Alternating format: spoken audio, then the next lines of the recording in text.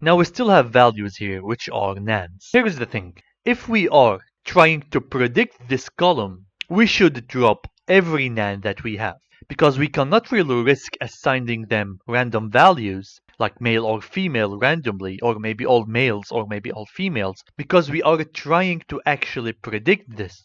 And it will affect our result, because this is the label, this is the outcome that I'm trying to predict, and it will mess up my algorithm if I leave them when I am training my algorithm or my model. What I want to do is to get rid of them. And right now, nans only exist in this column right here. Let's get rid of them. The way to drop all of those nans is by using a method that is called drop NA. So I'm going to say here data is equal to data dot drop NA. And that's it. Now let's print data.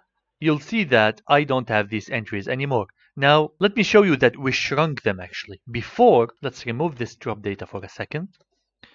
We had 343 entries, okay? Now, after we drop the data, we can see that we now have less elements. Well, you might say the numbers here are the same. Well, because we did not re-index our data set. You'll see how here we have 0, 1, 2, 3, 4, 5, 6, 7, and then we are jumping to 12. Let us re-index this now by saying data dot reset underscore index. Say data is equal like that. And now let's print data one more time. You'll see that now we have re-indexed them and we have 332 entries, which is less by around 11 entries. Okay, we have deleted those entries and now my dataset is almost ready. What do you think we still have to do? We need to encode this. Let's do the encoding. Data is equal to pd.get underscore dummies, pass the data and print the data, and we have encoded everything. Take a look here.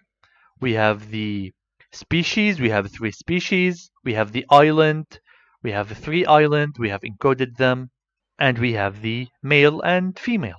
Now take a look here. These can be considered as a set.